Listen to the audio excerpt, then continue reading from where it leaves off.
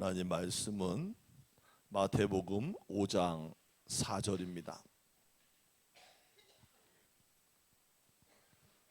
마태복음 5장 4절입니다. 다 찾으셨으면 아멘. 한 목소리 읽겠습니다. 시작. 통하는 자는 복이 있나니 그들이 위로를 받을 것이미요. 아멘.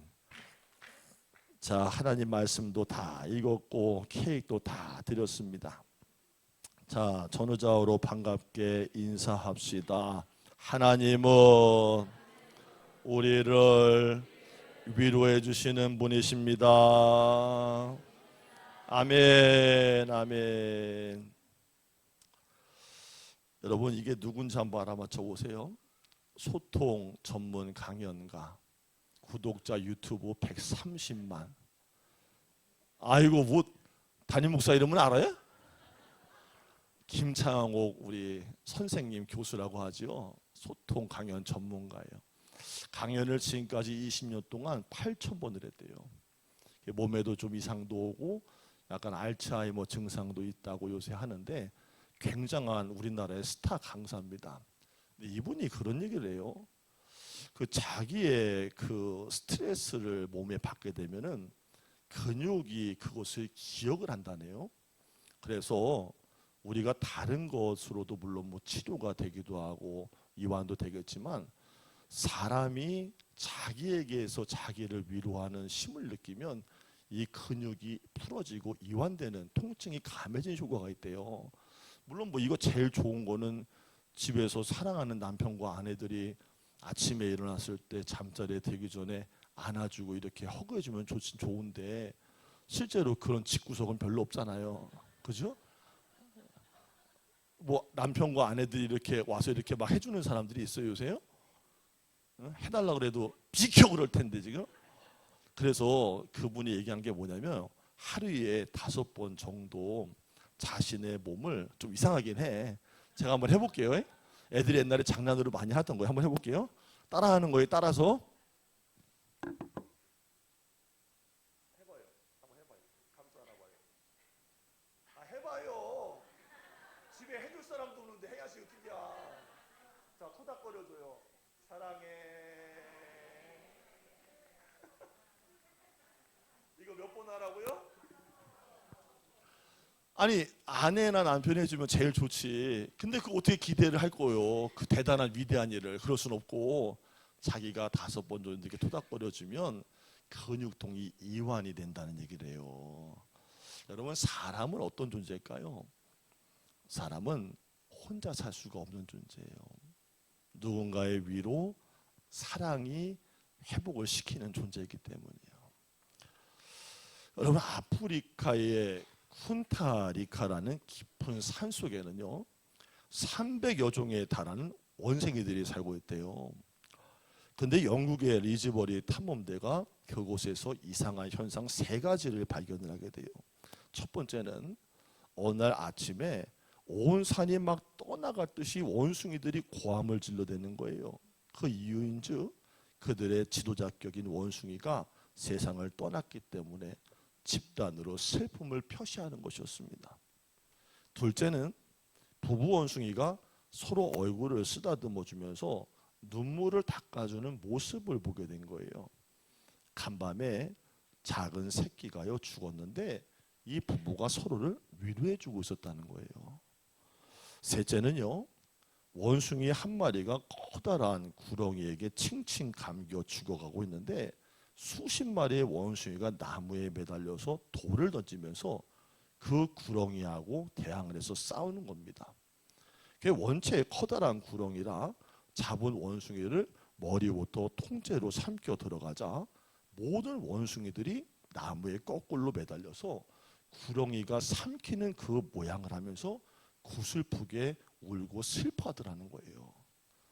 그 후에 영국의 리즈버리 탐험대는 다른 사람의 슬픔이나 어려움에 전혀 공감할 줄을 모르고 자기만을 위해서 살고 있는 사람들을 볼 때 그 사람은 아프리카의 쿤타리카 산속으로 보내자 라는 말까지 했다는 거예요. 여러분, 이 사회에는요, 위로를 받아야 될 사람들이 참 많아요. 어제도 기사를 봤더니요, 국민 중에 4명 중에 1명은요 심각한 외로움을 겪고 있대요. 근데 그 사람들이 좀 더 진행이 되면은 우울증에 빠지게 되고요, 안 좋은 일도 벌어지게 되는 거예요. 그게 거의 1,500만 가까이가 그래요. 이 사회의 가난에서 끼리를 거르는 사람에게 내가 그것을 알아채면은 식사 한번 대접한다면 그에게 그것이 참 큰 사랑이 될 것이고, 지금 병들어서 고통 중에 있는 사람이 있다면 찾아가 위로해주고 하나님의 위로를 전달하는 사람이야말로 위로자요, 사랑의 실천자가 될 것입니다. 저는 야구를 그렇게 좋아하지 않는데요, 부산에 있는 동아대를 나오고 2012년도에 롯데자이언츠에 입단을 했다가 현재는 KT 위즈의 선수로 뛰고 있는 한 프로야구 선수가 있습니다. 바로 신본기라는 선수예요. 이 선수의 선행과 기부로 세상을 따뜻하게 해주었던 기억이 있어서 잠시 소개를 드려요. 여러분, 프로야구 선수라고 하면은 그에 걸맞는 거액의 연봉을 받을 것이라고 생각을 하잖아요. 요새 보통 이름 좀 난 선수들은 거의 100억대 가까이 됩니다. 그런데 이 신봉기 선수의 연봉은 3천만 원으로 시작을 해서 2017년도에 첫인상을 했는데요, 그게 5천만 원이 됐다는 거예요. 굉장히 약하죠. 이 약한 연봉의 수준에 있을 때부터 이 신봉기 선수는 고아원의 원생들을 한 달에 한 번씩 음식을 잔뜩 싸들고 가서 그들을 섬기고 돌아왔다는 거예요. 그것도요, 자신이 알린 것이 아니라 주변 사람들이 식당에 영수증을 주워다가 미담을 알려서 세상에 알려지게 되었던 거예요. 그리고 자신이 받는 얼마 되지 않는 그 연봉의 계약금의 10%를 어려운 후배들을 위해서 후원을 해주고, 시간 날 때마다 경기장에 가자 짜장면 사주고 격려하는 젊은 선수, 바로 신봉기 선수입니다. 이 시대의 세인들의 눈과 마음을 사로잡기에 충분할 정도의 선행과 사랑이 있던 사람이에요. 여러분은 그리스도인입니다.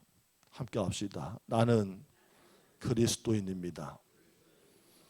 그리스도인은 주 은혜 안에서 위로해주는 사람이 되어야 합니다. 위로해주는 일은 가장 아름다운 인생의 꽃이고 신앙을 고백하는 구체적인 행동인 거예요. 여러분, 이사야서 40장 1절에 보니까 너의 하나님이 가라사대 너희는 위로하라, 내 백성을 위로하라 하셨어요. 함께 합시다. 위로하고 위로하며 삽시다. 오늘 본문도 그 말씀 아닙니까? 애통하는 자는 복이 있나니 그들이 위로를 받을 것이며. 우리는 이 땅에서도 위로와 격려를 받고 살 수 있지만 하늘의 위로를 바라면서 그것 때문에 살고 있는 사람이라는 거예요. 위로를 받는 행복이 임하게 됩니다. 하지만 이 말씀을 읽을 때 우리 마음속에 자연스럽게 이런 질문이 떠오르기도 해요. 자, 그럼 위로하는 것 좋고 서로 위로를 주고받는 것 좋지만 위로를 받는다는 게 그렇게 큰 축복일까라는 생각을 해요.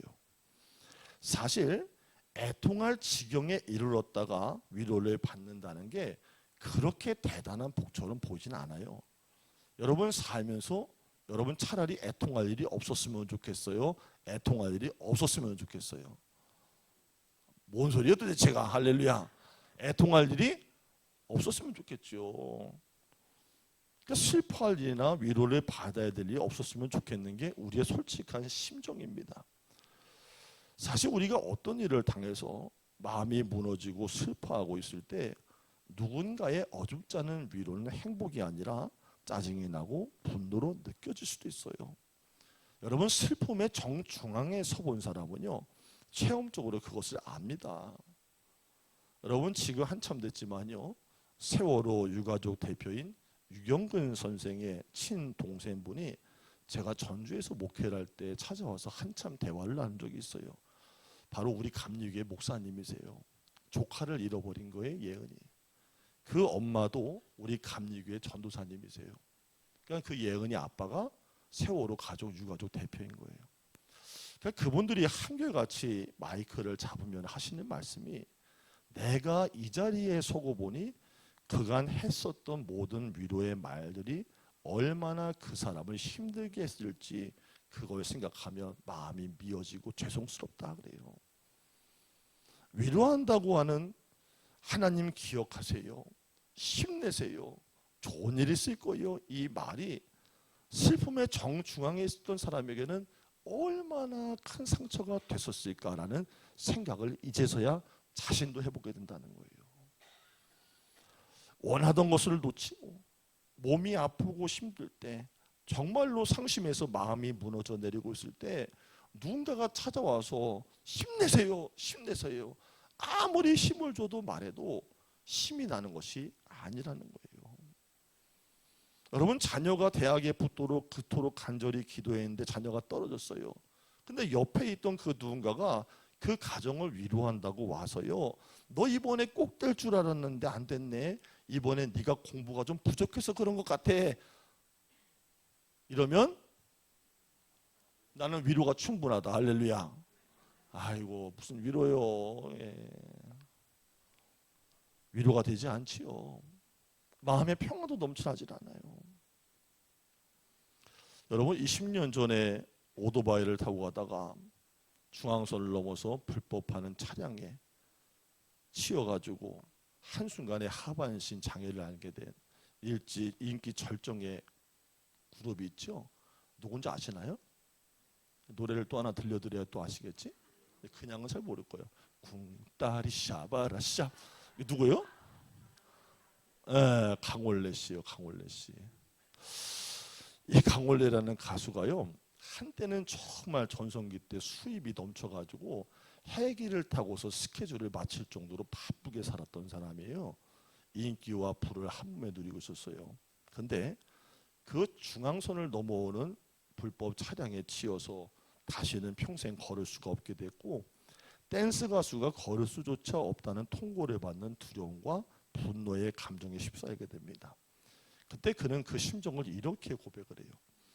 나는 이렇게 두 다리를 평생 못 쓰게 됐는데 아무 일이 없는 듯 건강하게 걸어다니는 사람들을 보면 괜히 분노가 치밀었다.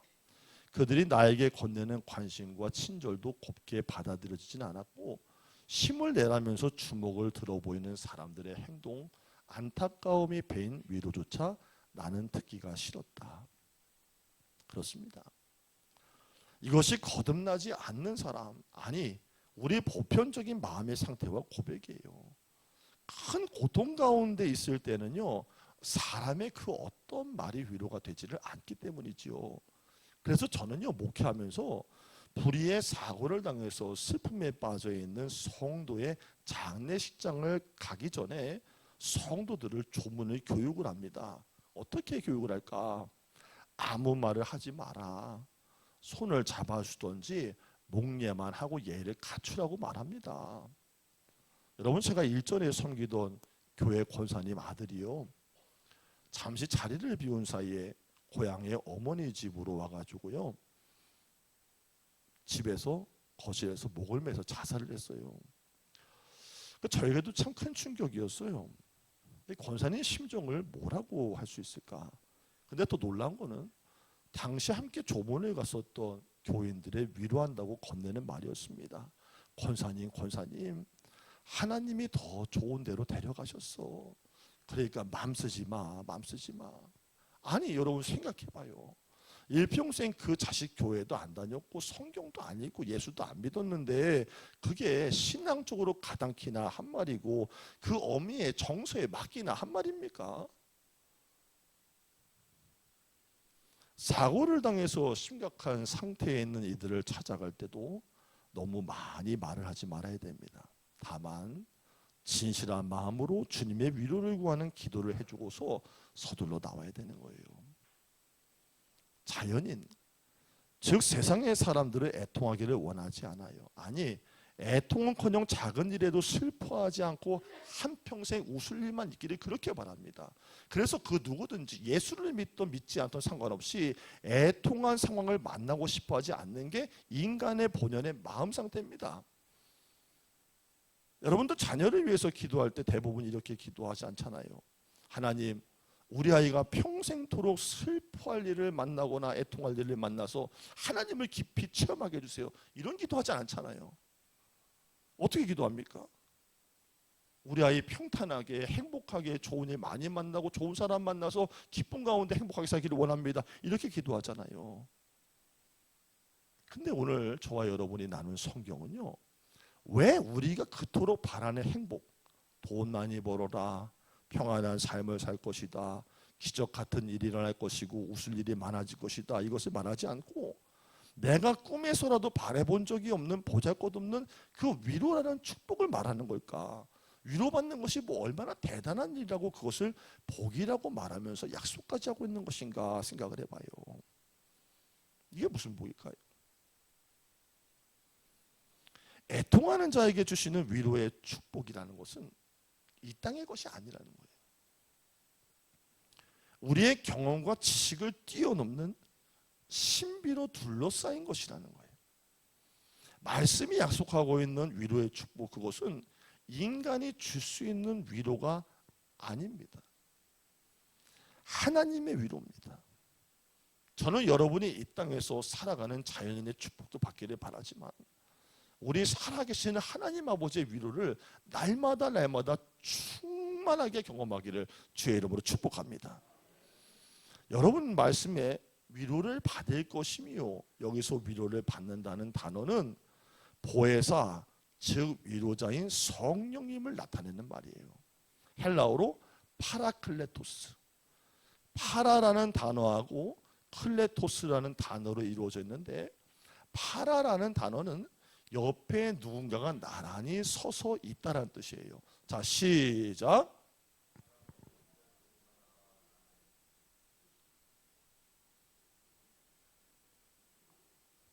네, 이럴 줄 알았어요. 여기 써 있잖아요. 어제 잔치 때 너무 처먹어서 그렇다. 여기 써 있잖아요. 여기 적당히 먹어야지. 할렐루야. 파라는 무슨 뜻이라고요? 누군가가 옆에 나란히 서 있다. 어딘가를 향해서 걸어갈 때 나란히 걸어가는 한 친구 혹은 남편, 아내와 같다고 할 수 있는 거예요.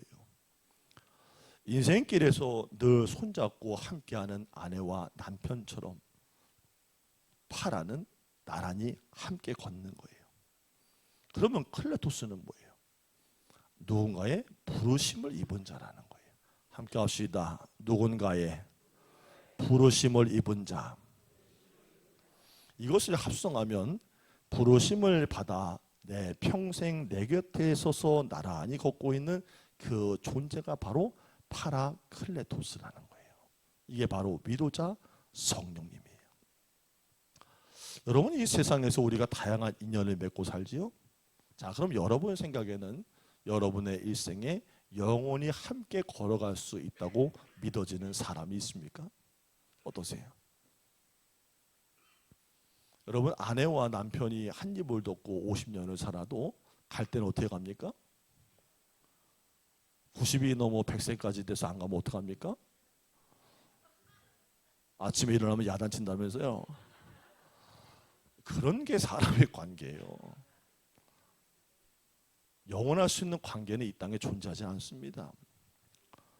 남편이나 수십 년 지기 친구를 떠올릴 수는 있겠지만 그들도 나랑 같이는 못 갑니다. 때가 이르면 다 나를 떠날 수밖에 없어요. 영원한 동반자, 내 손을 놓지 않고 영원까지 함께 가시는 분은 단 한 분입니다. 보혜사 파라클레토스 성령님입니다. 자, 오늘 다른 것 다 잊어버려도 이거 기억합시다. 시작.